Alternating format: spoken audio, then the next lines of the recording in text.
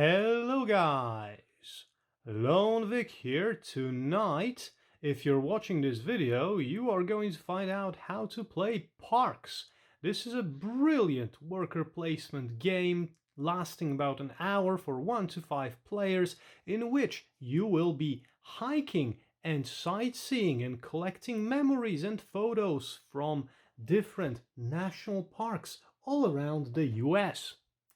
So I will take you through the setup for this game, for a two-player game tonight, and then for a solo variant as well. I will explain the rules for both of those versions, and I will tell you what are the differences if you are playing with more than 2 players or solo. So without further ado, let's dive in and let's do some hiking.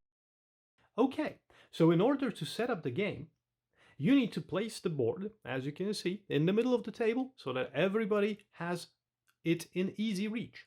You have to take this whole deck of parks, and this is a beautiful deck of cards, as you can see, tarot sized, a lot of them, beautifully illustrated, all with different scorings and different prices to collect. Those illustrations are beautiful. Those illustrations were the first thing that interested me in buying this game. So you place those parks here and put 3 out face up for all the players to see. You do the same with the gear deck. You shuffle it, obviously, and you put it here, and you uncover 3 pieces of equipment that the players will be able to purchase. You shuffle the seasons deck, the one with those sun icons, right? And you place it here. Next, you take the deck of canteens, you give 1 to each player face up, and you put the rest back there in the corner. Each player should get a campfire in their chosen color. I've got white on my left and blue on my right.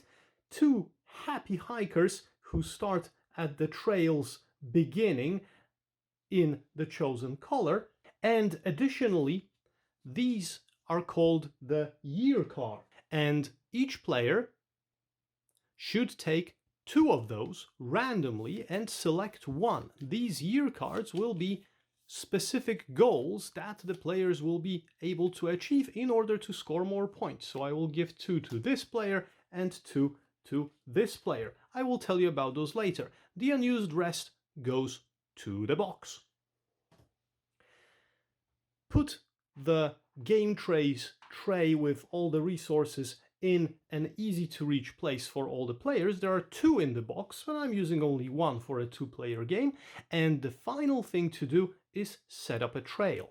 Now, for setting up the trail, we've got these cardboard trail pieces.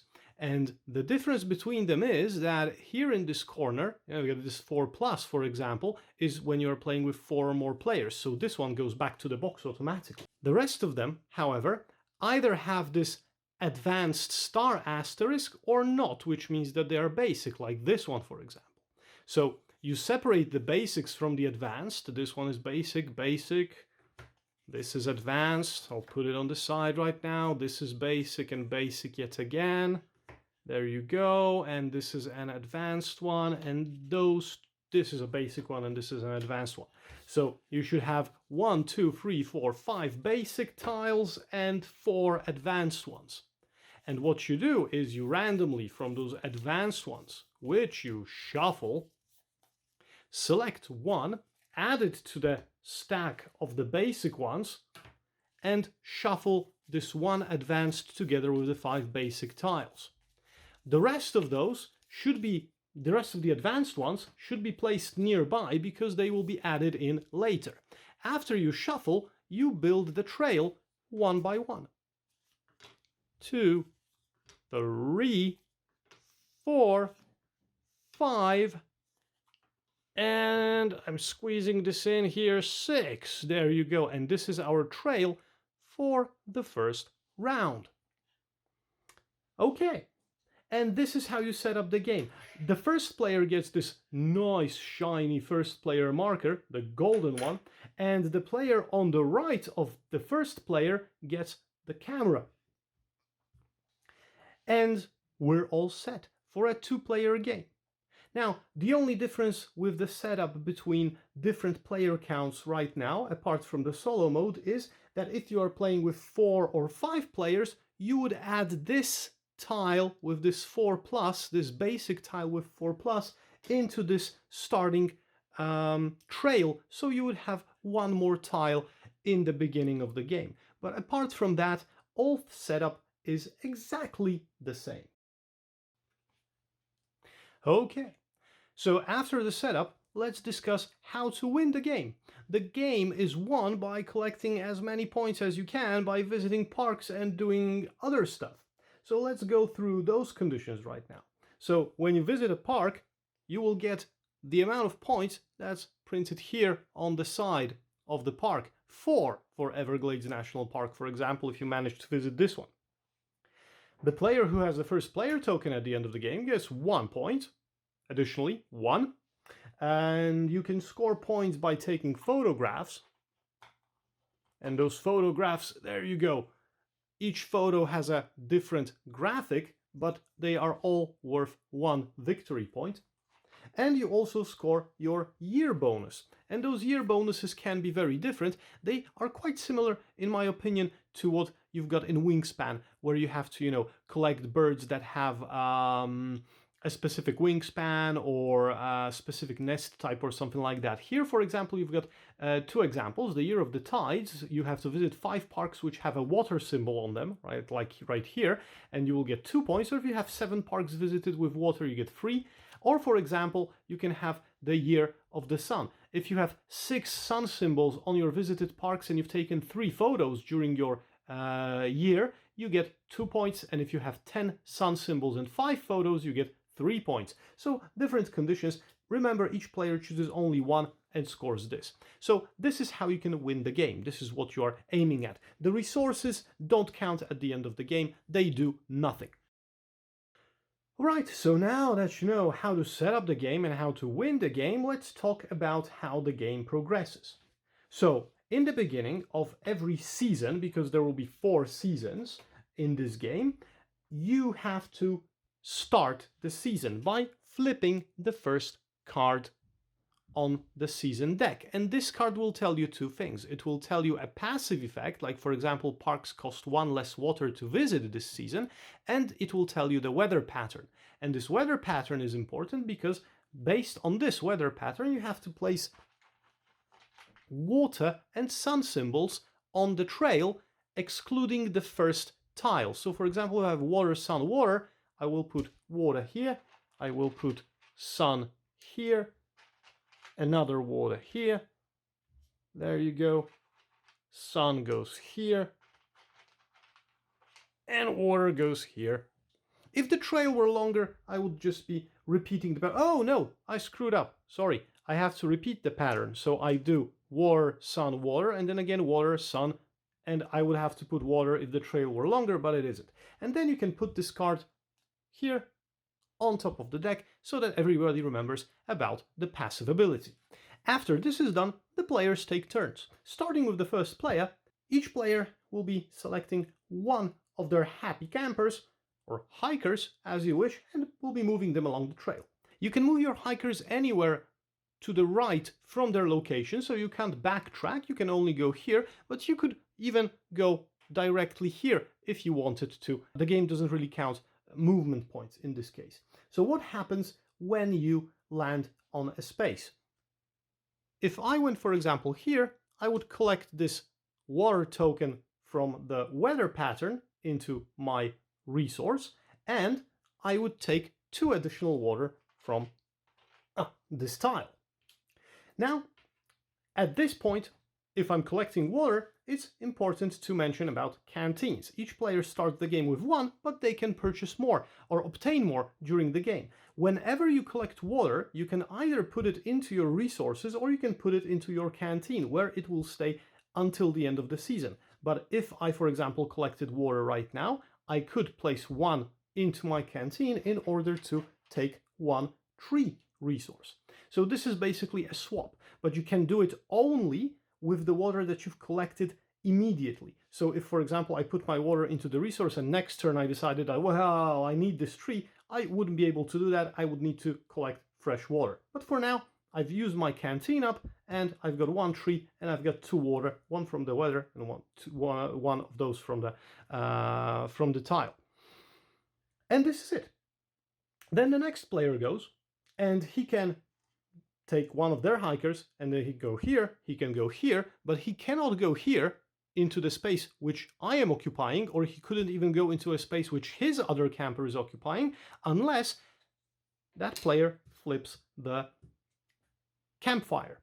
So this is the only possibility of occupying a space with another with another meeple, whether it's yours or somebody else's. So you can do it only once per, let's say, hiker's walk, because this campfire will refresh once any of your hikers reaches the end of the trail. So for argument's sake right now, I will move this camper here. Blue player will collect 1 sun and 1 tree. Okay. And then the turn swaps back. And it's the white player's turn again. And he can move this camper anywhere to the right, or he can take this camper and start walking, occupying more spaces.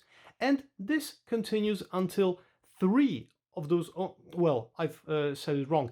This continues until all of the campers are here, but 1. If there is only 1 camper left on the trail, no matter where he is, his only movement is going to the end of the trail, and then the season ends. What happens at the end of the trail and at the end of the season, I'll tell you in a moment. Let's just talk about these tiles, these places that you can visit for a second. These are very, very simple. Collect 2 suns, grab the weather token if there is any. Here you can spend 1 resource, and you've got resources which are water, mountains, sun, and trees. And you can spend 1 of those resources, change it into a wild token. And those wild tokens are shaped like different animals, but they are called wild because they can replace any of those resources when you are visiting parks, for example. So, like jokers, let's say, and they're wild, right? So here you'd be able to swap 1 of your resources for a wild token. Here you collect 1 tree, 2 water, and here you can take a canteen, so you would just take the top canteen and add it as another canteen for you, or you can take a photo. And taking photos gives you 1 victory point, as I've said earlier. But in order to take a photo, you have to spend 2 resources, any resources, wild or normal, whatever, any setup, to take 1 photo, and then you take the camera. And the camera stays with you, and this camera allows you to take photos for 1 resource instead of 2 if you have the camera, and at the end of the season, the owner of the camera will be able to take 1 additional photo for 1 resource. So this camera enables you to take photos faster. You're on a roll, you're shooting everything that's moving, you're taking beautiful pictures. But if anybody else lands here and takes a photo, they will take the camera away from you. So you have to be quick, right? There's only 1 camera, so many hikers. So after a few rounds, after a few turns have gone, and those campers start going to the end of the trail, so I'll kind of like, let's reset this a bit. I'll add me 2 suns here, and I'll add a mountain here and a sun here. Ah, the sun is from here, from the weather. Okay, the next turn, in this situation, if this was the white player's turn, he could move here by spending his campfire and take a mountain token, or he could go to the end of the trail. And what happens then? If the white player decides to go to the end of the trail, he occupies 1 of those areas at the end of the trail. If he is the first player to occupy any of the spaces, he can take the rightmost space, unless apart from this one, because this is reserved for a 4+ player game. And there are different effects here. If the player decides to go here, he takes the first player token, or keeps the first player token, and he can reserve a park. What does that mean? If you want to reserve a park, you can choose 1 of those free parks over here, or draw 1 randomly, like from the top of the deck, and you reserve it. You take it for yourself, you put it horizontally in your play space, and nobody else but you can visit this park. So anytime you will collect those resources and want to visit a park, you can visit this one, but nobody else can. And if somebody reserves a park, flip the next card from the deck to fill the empty space. If another player went here, they can reserve a park too, but they won't take the first player token because the space is occupied. If the white player doesn't want to be the first player or doesn't want to reserve a park, they can go here. And this means that they can purchase a piece of equipment for a 1 sun discount. For example, this one costs 2, 2, and 1. Or if this space is occupied, you have to pay the full price. Now, gear cards, have two effects, sometimes two effects. There's always one passive effect on the bottom that you will be using, and there can be an immediate effect somewhere here. Like for example, here, spend 2 resources to take a photo. And these have only passive effects. Or the player can go here, and there can be as many players on this area, and nothing changes here no matter who is first, and this is just visiting a park. So you spend the resources that you have and you visit a park, you take it into your hand, you put it vertically because this is the park that you've already visited and you'll be scoring at the end of the game. Remember that you can visit the park that you've reserved earlier, and if you visit one of those, replace with a new card after you visited. You can only visit one park with this action, so basically at the end of the season everybody will have a chance to visit a maximum of 2 parks unless there are some other effects in the game. Other advanced tiles can, for example, allow you to spend 1 water to copy an action of an already occupied space. They can, for example, allow you to swap 1 resource for another resource 2 times, excluding wild resources, you can't swap those. Or they can, for example, allow you to visit a park or buy gear, just to make it interesting. Okay, so if, for example, the white player went here and they reserved the park, and the blue player went here and purchased a piece of gear, and the white player reached this area over here and already bought a park, then if this is the blue player's turn, he is the last one on the trail. No matter where he is, his only action is to move to the end of the trail, perform the action, and this ends the season. What happens at the end of the season, you might ask? Now, just a few things.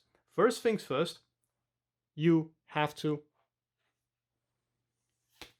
swap out the season card for a new card, and this will give you a new weather pattern to distribute, and you will have a different passive ability for this season. Remember, 4 seasons, game ends.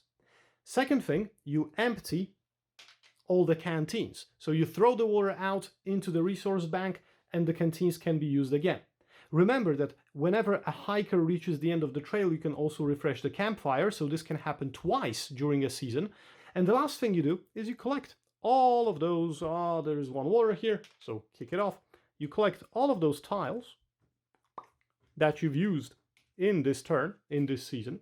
You add 1 of those leftover tiles from the advanced deck at random. You shuffle.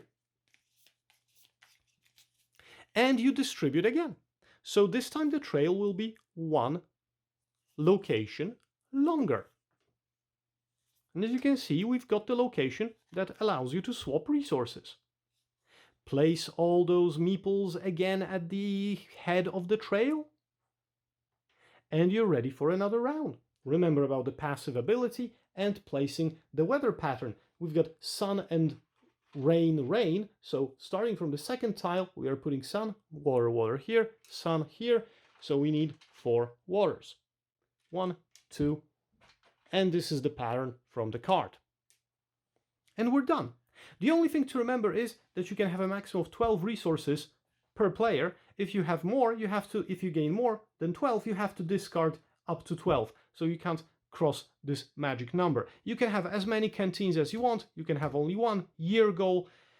And that's basically it. After the 4th season ends, total up all the points. The guy who has the most wins. That's it. Phew. Hopefully I didn't bore you with that. I will try and explain to it quick and clearly. Now, if you're interested, I'll show you in a moment how to play this game solo. If you're not, then thank you for watching. My name was Lone Vic. It was nice seeing you again, ladies and gentlemen. I hope that you liked this video and you found it helpful.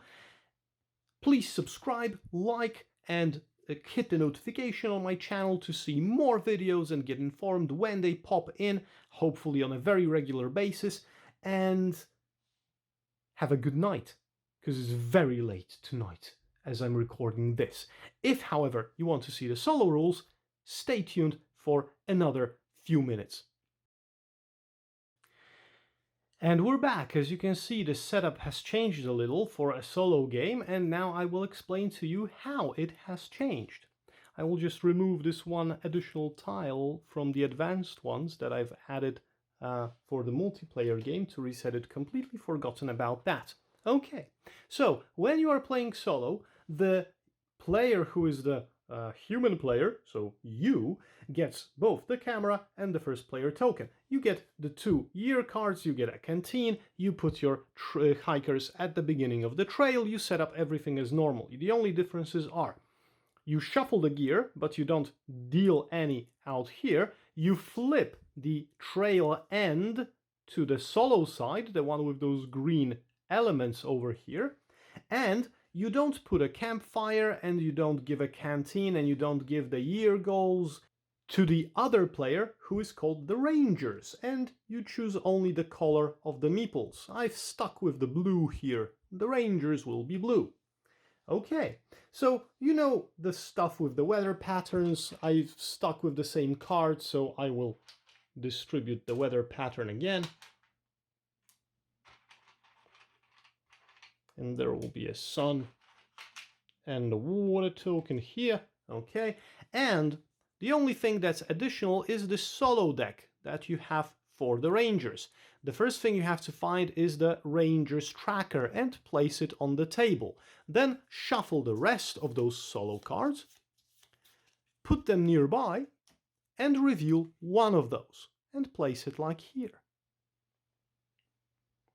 And the game is ready to be played. Now, how do we do that?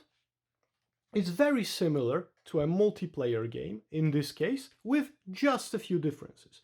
Now, when you take turns, you will alternate between you and the Rangers, obviously, and on your turn you choose either of your hikers and you move them to any location on the trail, and you do the same stuff as in the multiplayer game. So you collect the weather token, you perform the action and everything. Now, when it is the Rangers' turn, you flip over one card from the gear deck, and if it's a 3 cost, you put it here. If it's a 2 cost here, and if it's a 1 cost here, just to have them organized. And based on the cost, you choose one of those Rangers and you move them an equal number of spaces on the trail as you have the sun icons on the gear card. So 3, for example, so it's 1, 2, 3. And when moving those Rangers, you need to follow a certain set of rules. If a hiker is ahead of both of the Rangers on the trail, like this, then you would move the front Ranger, the one who is further on the down the trail. If a Ranger is ahead or tied with the solo player, then you move the Ranger who is further to the back. And the Rangers can land on a side that is already occupied by another Ranger, but if the movement causes them to land on a hiker, they skip to the next side because they don't want to disturb, people visiting parks and stuff. And you may still use the campfire to go on the same space as the Rangers, right? And now when a Ranger lands on any weather token, they collect it and place it on this card. And the tracker has this tracker has 2 rows. Whenever one of them fills up, you have to fulfill the effect that's aligned with the row. So for example, if the Rangers collected 3 suns here, and this lasts over all the seasons, basically. If you have 3 suns here, the Ranger gains the first player token. If there are 3 water here, discard all of your mountains.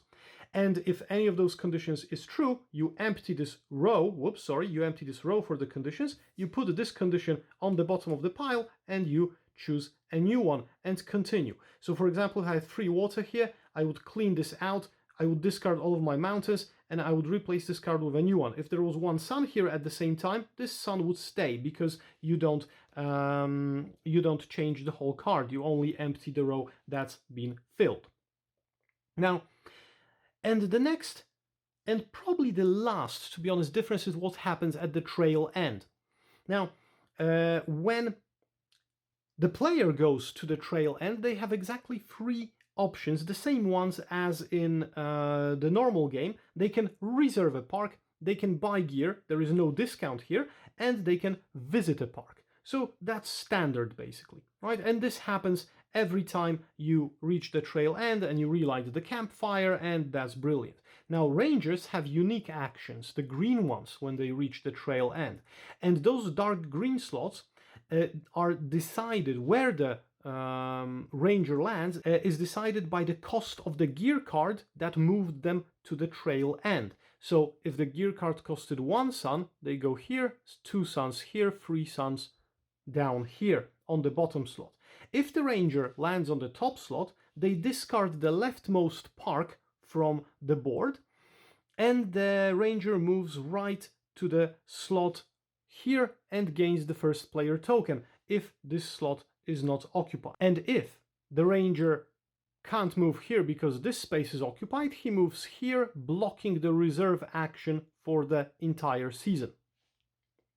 If the ranger lands in the middle slot, then you will discard the middle slot park, so the second one, and you will return the camera to the supply, so the camera won't be usable in the game anymore. And if the ranger lands on the bottom slot, discard the third park, shuffle all gear cards with cost 3 into the deck, the ones that were used to move the rangers obviously, into the deck so that there will be more of them, and that's it. So the rangers basically are a kind of an obstacle here, right?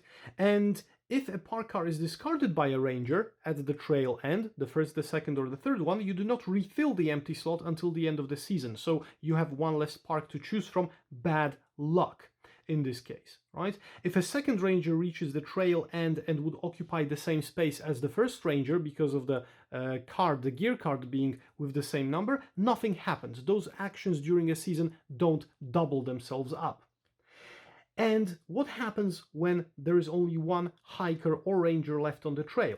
If both of your hikers, the player's hikers, reach the trail end before the rangers, all the remaining rangers are pulled to the trail end and do not have any actions to take. So you just skip their actions, those green ones. If both rangers reach the trail end before any hiker has completed, all the remaining hikers on the trail move to the trail end, and whether it's only 1 or both hikers have to move to the trail end this way, you may only choose 1 final action to do, not 2 of them per, for example, 2 hikers. And at the season end, you refresh the park slots, obviously, if they were affected by the rangers, because they sometimes will, and the game ends as normal after the 4 seasons. So that's basically it. I hope that this clarified a lot when it comes to the single player game. I've played it a few times, I liked it very much.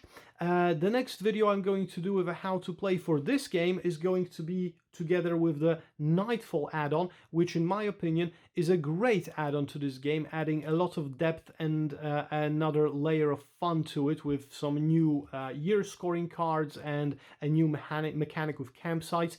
So stay tuned, this video should follow up soon. For now, thank you very much for watching. This was Lone Vic. This was Parks, the super fun game about visiting national parks of the US. And if you liked the video, I will repeat myself again, subscribe, hit the notification, give me a like, write something in the comments, leave a trail. Happy hiking, ladies and gentlemen. See you soon.